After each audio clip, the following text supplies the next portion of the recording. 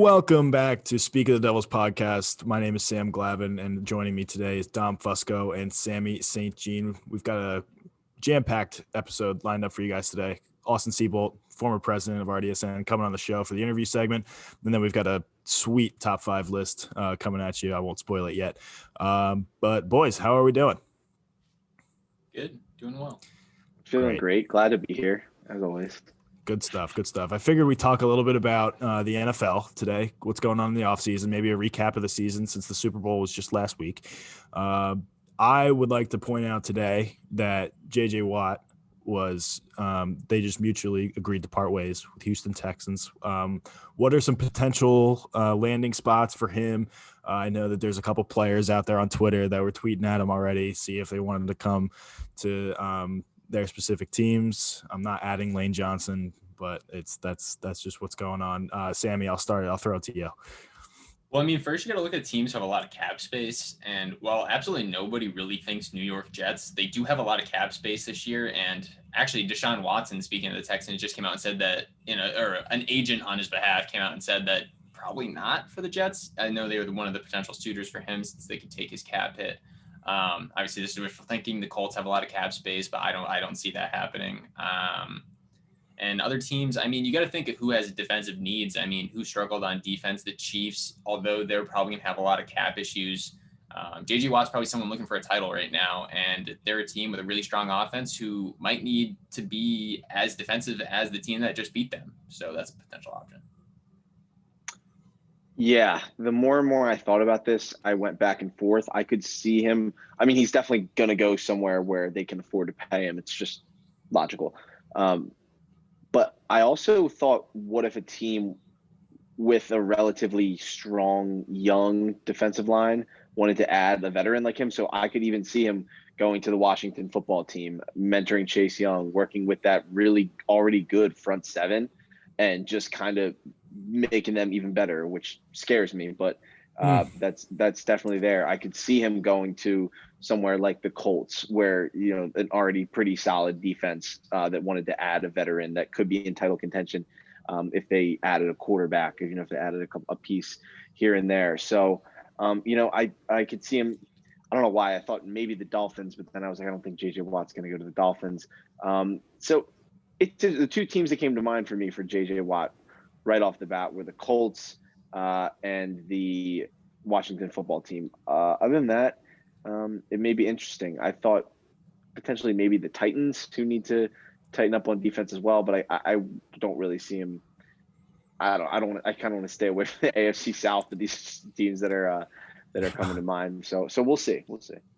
Yeah, I agree. I mean, obviously Pittsburgh is in the conversation right now because of the other Watt brothers. I mean, who doesn't love a good story like that? So that was really the first team that I thought of. Then I wanted to see if I could weasel my brain into thinking about how the Eagles could afford him, but that's just not going to happen.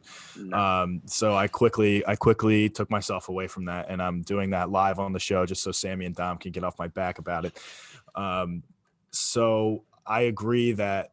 And Dom, I totally agree in your assessment with Washington that I think that might be one of the better fits at this point, and that literally gives me nightmares.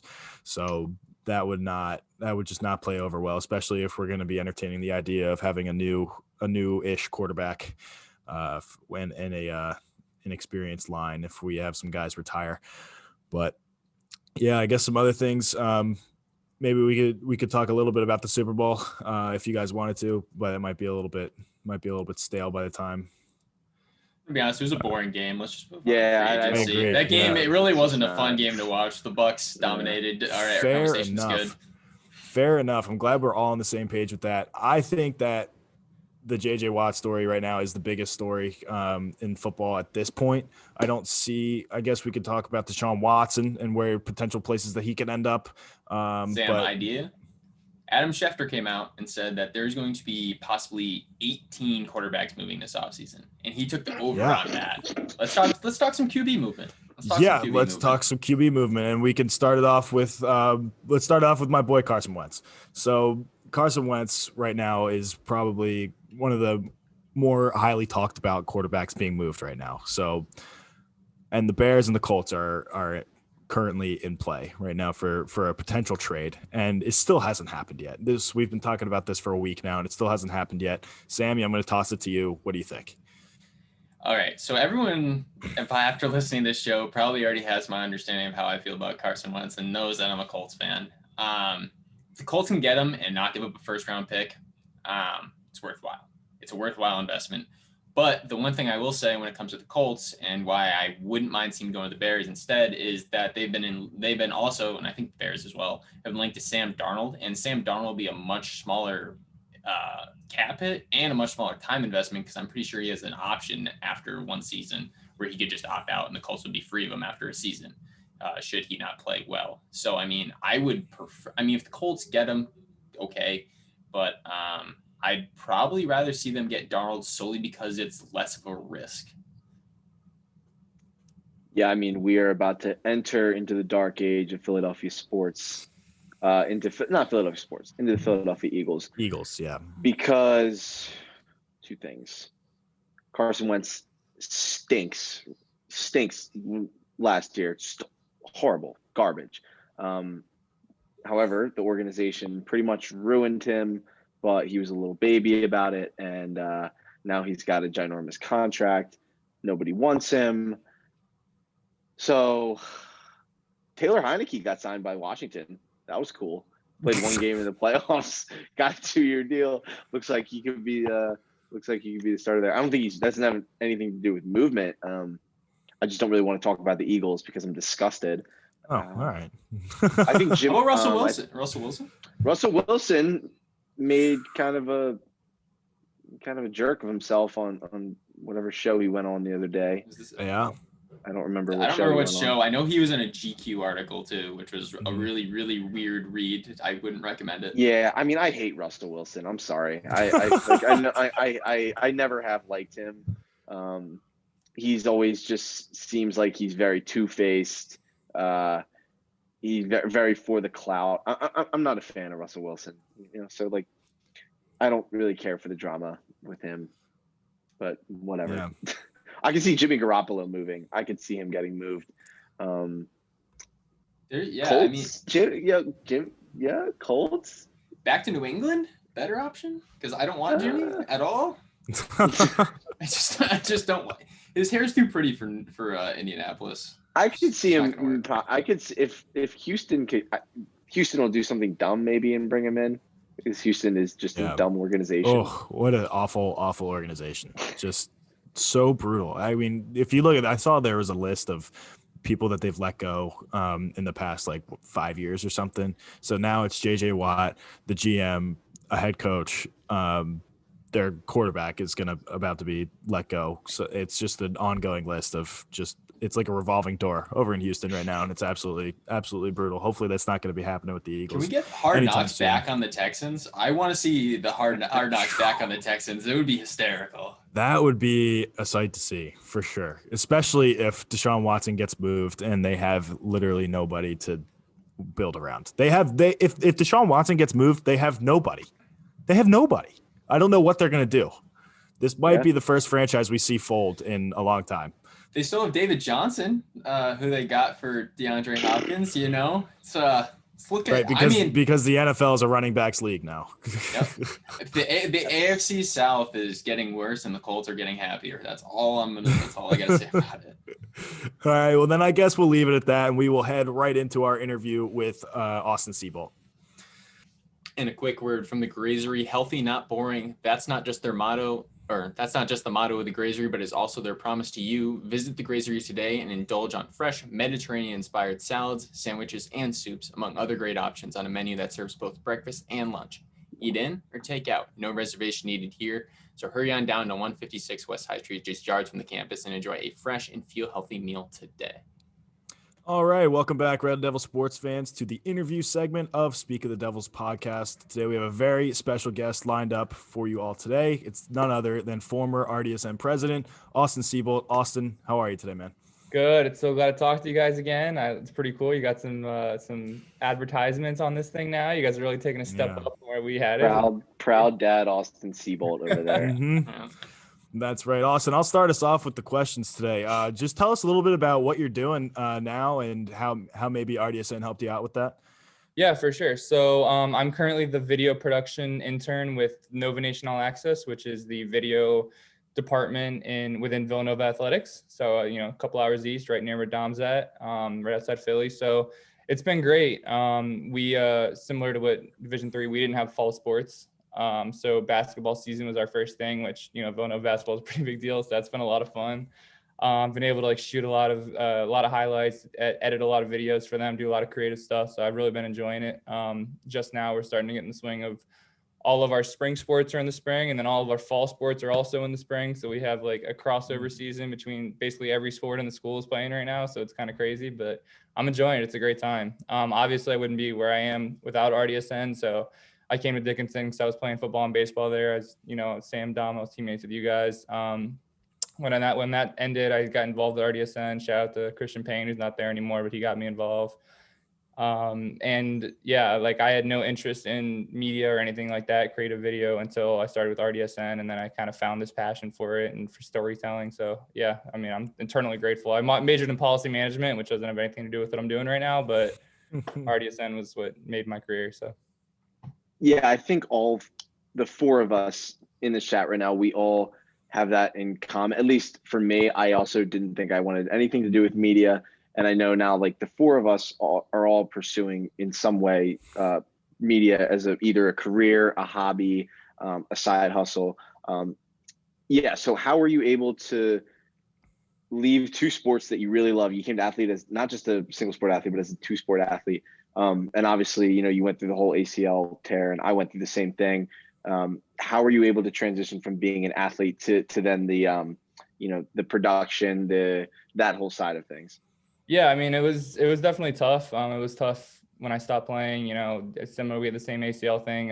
Guys, I'm going to tell everybody in this chat, everybody watching this right now, Dom's a better athlete than I am. He was able to recover from it. I couldn't. That's what happened. But I just the biggest thing. Obviously the logical idea is I obviously understand these sports, specifically football and baseball. So I have an eye for what's going to come next. I can look at a football game and see what's, I can kind of guess what's going to transpire, which really helps me when shooting, because I kind of know where to go. Same thing with baseball. I kind of know the ins and outs and intricacies of the game. So I'm able to get shots that other people that didn't play it at a semi-high level wouldn't get. But more broadly than that, it's just the ability to attack every day and just constantly work to get better at your craft, which is something that athletics can teach you that I think nothing else can. Every day I just try to get better at what I do, and I learned that playing sports throughout high school and playing sports at Dickinson. So now I kind of want to stay kind of along the same line. I was with you, learning a lot from you my sophomore year. You were the president, I was the vice president, and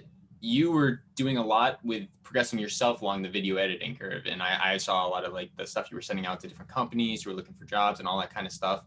And I want to know what the biggest jump you made. What was the hardest thing to adjust to from the D3 club level to an intern job at a D1 school, especially with Villanova and their basketball program being all of what you start with?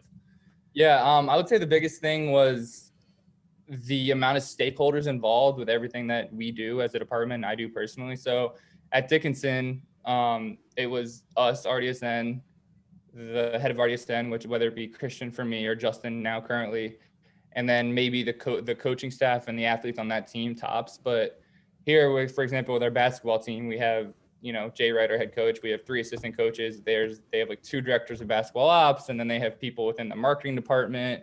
And then there's people within funding, and everybody needs to see a video or whatever, in motion graphic, whatever it is before it goes out. So there's just so much more involved in the process, and you're getting edits from so many different people, which is a blessing and a curse, because it's harder to be timely with content when you have to run it through people. But at the same time, first of all, they catch any mistakes that are made, and you get a lot of different feedback and points of view on the same piece of content, which I think is huge, and is something that's been the biggest learning curve for me. But I think overall it's a good thing to have. Austin, how has the pandemic affected your work at all? I know it's hard to video sports when there's no sports going on. So what kind of bump in the road was that for you?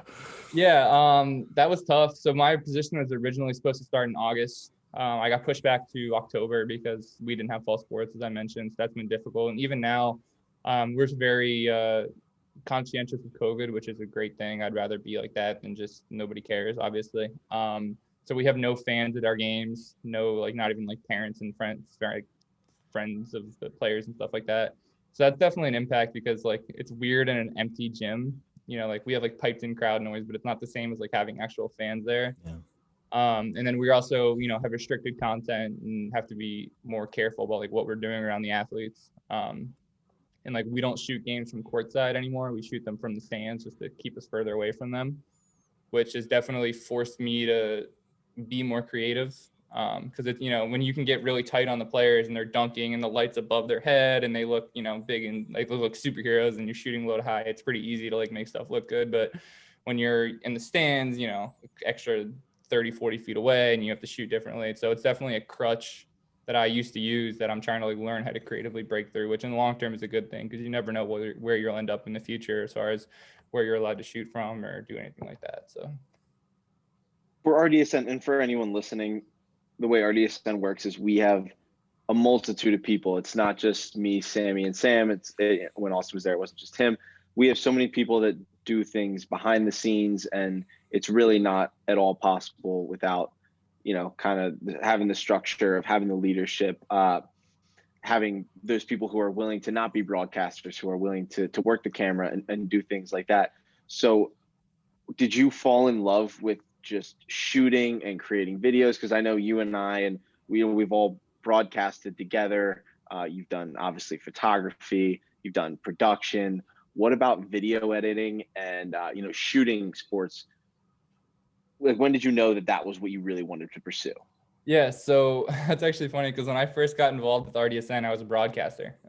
Shout out to Keenan Dixon, one of my best friends, played football at Dickinson. He works for Fox News affiliate in New York now, and we broadcasted games together. And that's how I got involved originally. But as time progressed, I started to get more interested in trying to like look at what life was like behind the scenes. And that started with live production, so like producing games, switching between cameras, stuff like that.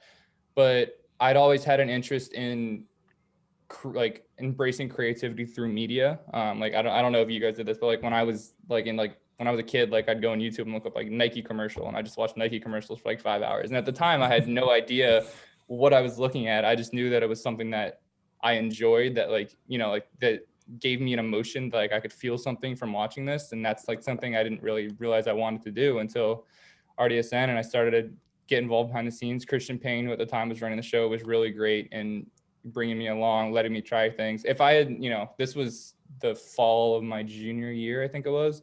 And if I was at Penn State instead of Dickinson, like I would never be able to just like start shooting games as a junior. Like that's just not how it works at those schools, because people have to like bide their time.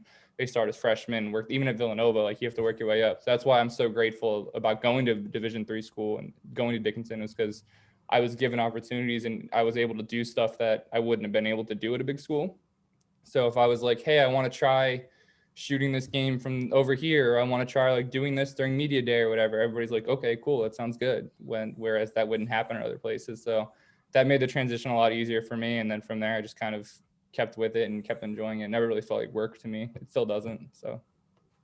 And you kind of touched a little bit on your like making adjustments at Villanova, but I kind of want to talk like Dickinson. While we work with what we can, the difference in the amount of people you have and the amount of angles you can get, and even the quality of footage is so much greater at the Division I level when you have so much more for resources.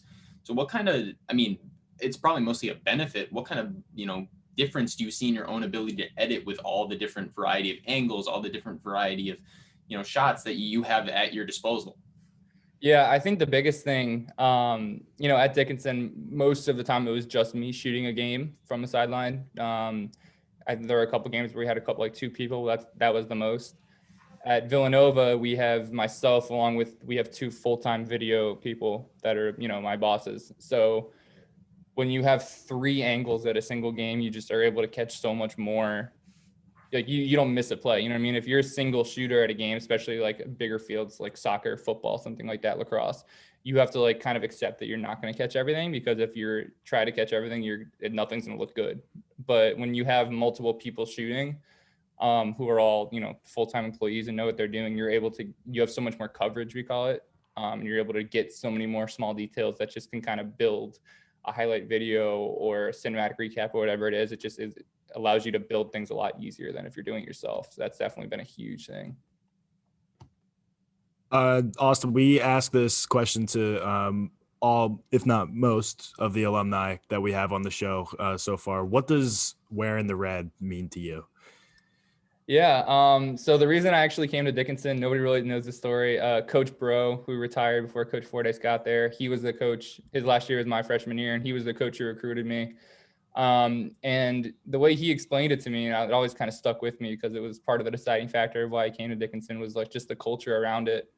And I know it was like a football specific thing that was adopted for all sports, but you know, because it was football specific, that's like the lens I think of it in. But it's really just about like Division III football is like more of a family than Division I football, because at the end of the day, that's what it's really about, is like the competitiveness. And this is true for any Division III sport versus Division I sports. And it epitomized how that family atmosphere works at Dickinson, because, you know, there could be an alumni from the 1960s. I wouldn't know him. He wouldn't know me. But if I signed off an email saying wearing the red, like I know Justin still probably does it. He says wearing the red and everything, because it's just like a habit. And it just allows you not, like, you guys have been through the same thing. You know what I mean? Like he was there on Biddle Field, just like I was, just like Dom was, just like whoever it was. And like, it just kind of, that shared bond that you guys have, it's just kind of epitomized through wearing the red for me. Yeah, wearing the red, I think, is something that I would like to see Dickinson lean into a little bit more, as it is just ingrained so heavily into many. I know, Sam, your dad went to Dickinson. He's probably he says wearing the red all the time.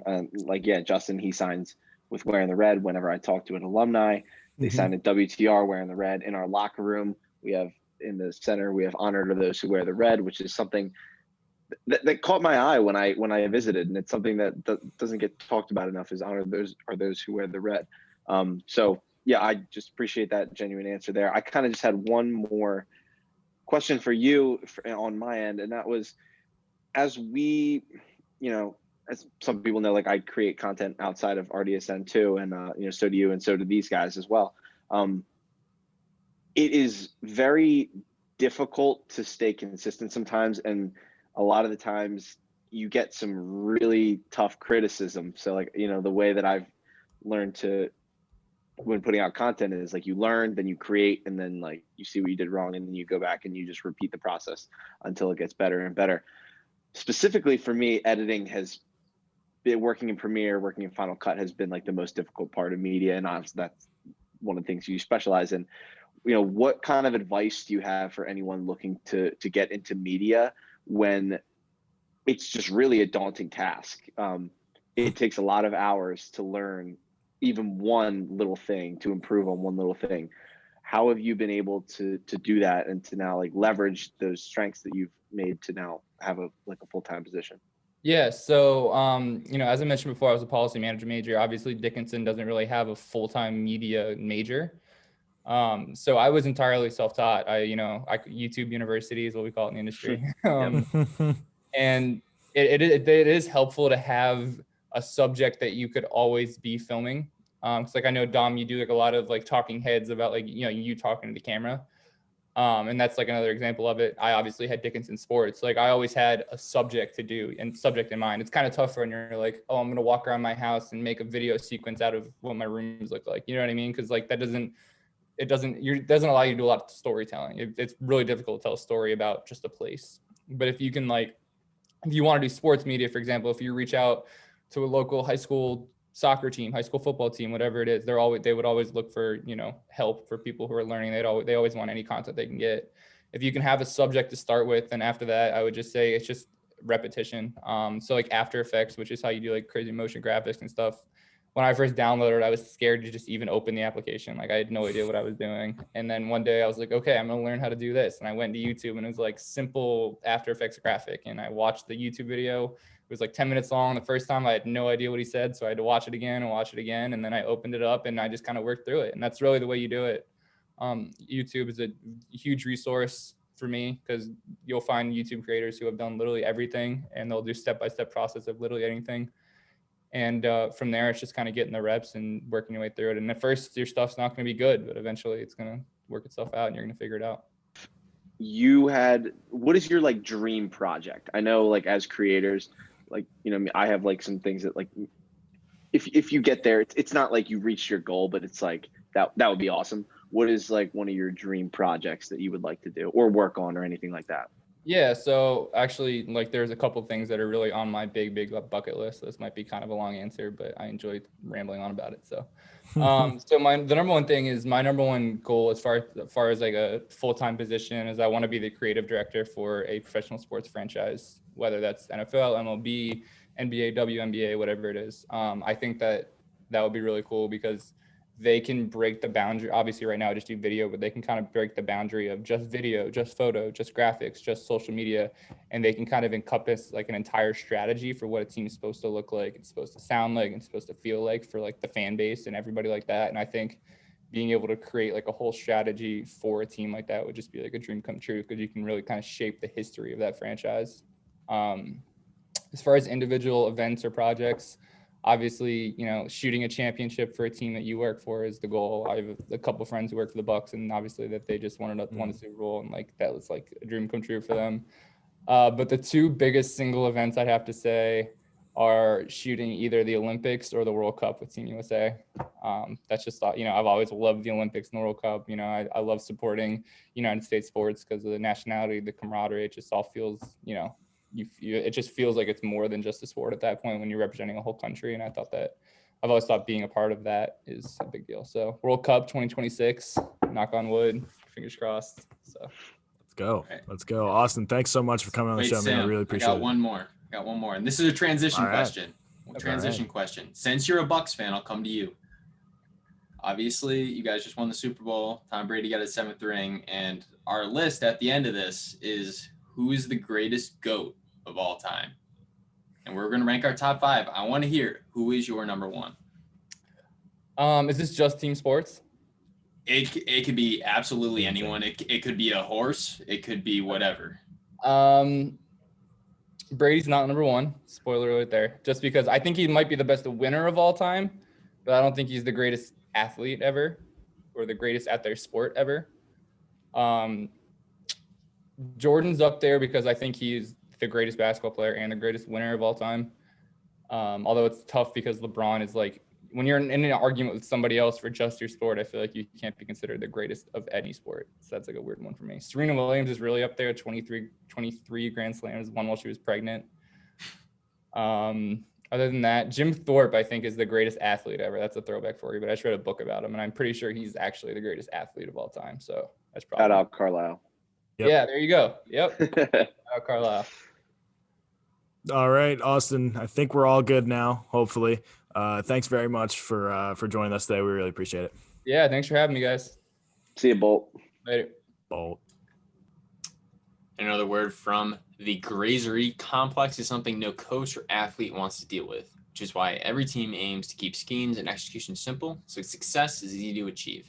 That's the game plan used by the Grazery right here in Carlisle. Simple ingredients that are fresh, healthy, and above all, delicious. Healthy, not boring food that is not just good, but good for you. Made from only the healthiest and simple ingredients. So come in today and enjoy a great meal made simple at the Grazery, located at 156 West High Street, Carlisle, Pennsylvania. All right, that was a fantastic interview with Austin Seabolt. It was good to reconnect with him and get to know a little bit more about his job. So that was all good.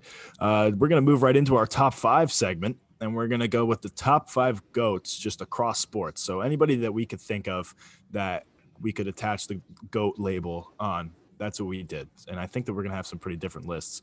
I'll start it off. I'm going to go at my number 5. I'm going to go with Lionel Messi in professional soccer. I mean, widely known as probably one of the greatest players of all time. I mean, people throw Cristiano Ronaldo in that conversation, but I'm a Messi guy. Just the absolute magic that he can create with the ball at his feet is just absurd. So I'm going with Messi at number 5. I'm just laughing because you guys are gonna give me so much crap for my list, but whatever, I love it. My number 5 is Babe Ruth. He was pretty sick to watch as a kid. Really idolized him growing up. The great Bambino, number 5. There you go. Sammy? I gotta digest that one. That was the worst pick I've ever heard in my life. I mean, I'm just gonna say I'm a big Jared Carrabis supporter, and he's convinced me that he would be the bum of all bums in the modern MLB. So I just can't look at Babe Ruth in any positive light. So I'll just leave it alone. Right. So it's a Red Sox fan. So yeah, I mean, we had him at one point. I mean, yeah. But so my number 5 is Carson Wentz. No, I'm just kidding. So I'm gonna go. All right, that's cool. No, keep it coming. So I'll go. Actually, my number 5 is Serena Williams. I don't have to explain it really because Austin kind of touched on it. But my serious number 5 is Serena Williams. I guess that's the perfect segue right into my number 4 because it is a Philadelphia sports athlete. I'm going to go with Mike Schmidt, widely known as the greatest third baseman to ever do it. Great with the bat, great with the glove. I mean, I think he's the greatest third baseman of all time, and it's a pretty important position in the field. It's called the hot corner for a reason. And yeah, Mike Schmidt, number 4. There we go. My number 4 is Joey Chestnut. He has an that one's fantastic. That makes up for Babe Ruth. That makes up for Babe Ruth. I'm not kidding. Like, I this isn't a joke. Like, when I said, all right, so what is the context of the GOAT list? And you're just like, you texted me back, like, what do you think? First thing that comes to mind when you think of GOATs. When, like, Joey Chestnut has to be on the list. Like, you know, if we're gonna call hot dog eating a sport, there is no one that even like blips the radar or like gets even a little bit close to Joey Chestnut. He's a juggernaut in the hot dog eating realm of the world. So great pick. It's an awesome pick. I love it. I love it. Absolutely. That segues well into mine. So my number 4 is Triple Crown winners. And I'm going to shout out 2 individually. American Pharoah, since it was during my lifetime and the only one I really paid super close attention to, and then Secretariat. So just a big fan of whenever someone's getting into the Triple Crown and has an opportunity after the first two main races, it's always super exciting and something that, you know, you don't see horse racing a lot in the news or on ESPN or any of that stuff. But when there's a Triple Crown on the line, all of a sudden it's the biggest sport in the world, and I'm all for it. That's good. I like that. I'm gonna switch over to hockey, and I'm gonna go over to Wayne Gretzky, nicknamed the Great One. So I think that pretty much he's got it pretty much sealed up in terms of the NHL. So I'm gonna go with Gretzky. I'm going to go with Ronnie Coleman. And if you guys are powerlifting fans or bodybuilding fans, Ronnie Coleman has won Mr. Olympia 8 times, which more than Arnold, more than anybody. I think there's one guy who's like tied with him. But if you've never watched the documentary on Ronnie Coleman, the King, they used to call him, he was an incredible specimen of a human being, and 8 Mr. Olympia titles. Come on, he's number 3. Fair enough. No idea who that is. No, I don't know. That's I know who you're talking about. Don. That's a fair pick, but I don't know if he can act like Arnold can. But I'll do it. Well, it was him or Arnold, like, you know. But Arnold doesn't have acting gives him the edge, though. I mean, he's a GOAT in multiple facets. Yeah, but Ronnie Coleman had more Mr. Olympia titles, won like 8 in a row. Versatility is important. Absurd. Well, you know what? I'm done. This is an awesome debate, guys. I don't have to argue. I don't have to argue myself. It's hard to argue for a bodybuilder. It's just like, just look at her. He would beat you up. Look at him. I don't think it would take a lot for someone to beat me up, but fair enough. All right. My number 3 is a little bit more predictable answer. My number 3 is Michael Jordan. 6 for 6. Just gonna stop there. Yeah, that's pretty good. I'm gonna go with Tom Brady at number 2. So Tom Brady at number 2, obviously just won his 7th ring. I mean, there's no doubt in my mind that he's the greatest quarterback to do it. And the NFL being the powerhouse of a league that they are, and quarterback being the most important position on the football field, it's hard not to put Tom Brady at number 1. But I didn't put him at number 1. I put him at number 2. So Tom Brady at number 2. Okay, my number 2 is Serena Williams. As previously mentioned, she's actually on my list. People that I would like to have at my dinner party in the one list that we did. I'm a huge Serena Williams fan and all that she's been able to accomplish over her lifetime. So she's my number 2. No doubt. As much as I loved it when you said it, I really wish you didn't spoil it. My number 2 is Joey Chestnut. Oh, let's go. But I'm glad. See, I'm usually in agreement with Sam, so I'm really, really glad I'm on the that pick made it up a lot for that baby. There you go. So. There you go. I guess we'll move on to honorable mentions then. I'm going to go with Mariana Rivera for an honorable mention. I think one of the greatest pitchers of all time, definitely the best closer of all time. I'm pretty sure the first unanimous Hall of Famer in Major League Baseball history. So I think that pretty much argues itself. So Mariana Rivera is my honorable mention. Sorry. My honorable mention is Muhammad Ali, who was also on my list a couple weeks ago in that last list. Obviously one of the greatest boxers of all time, really transformed the sport into what it then became. So he's my honorable mention. My honorable mentions, Wayne Gretzky. Sam touched it. When you think hockey, you think greatest, you think him. Maybe you think Sidney Crosby. No. Not me. other side of this state, you can relax. But yeah, most other normal people, modern day would think Sidney Crosby, but definitely Wayne Gretzky over Crosby.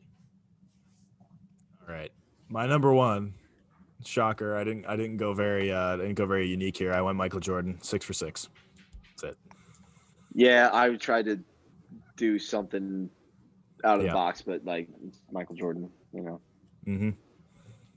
When you say like sports, so he's like, you can say like he's the Jordan of something. I mean, that pretty much says it all for me. Like he's the Michael Jordan of whatever you do. So it's one of the few things that you've said on this podcast that I'm like, you know what, Sam, that was I'm kidding. Yeah. That was a good point. It's a good point. Yeah.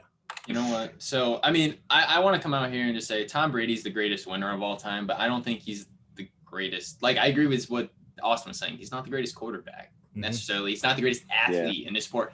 No one is better at just doing what they have to do than Brady, but he's not on my list at all.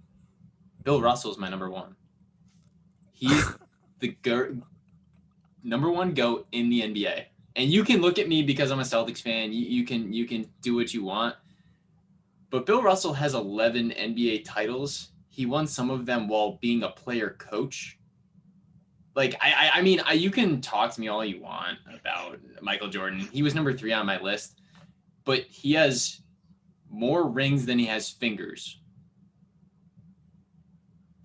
In a team sport, the same one that Michael Jordan played. It's fair. It's a good point. Yeah. All right, Sammy. I don't agree with you, but we're gonna leave it there. Thank you very much. Everybody listening again. That was one of our more animated top 5s, I think, and that was a great interview with Austin Seabolt. And a special shout out to the Grazery and always our boy Justin. Roll Devs.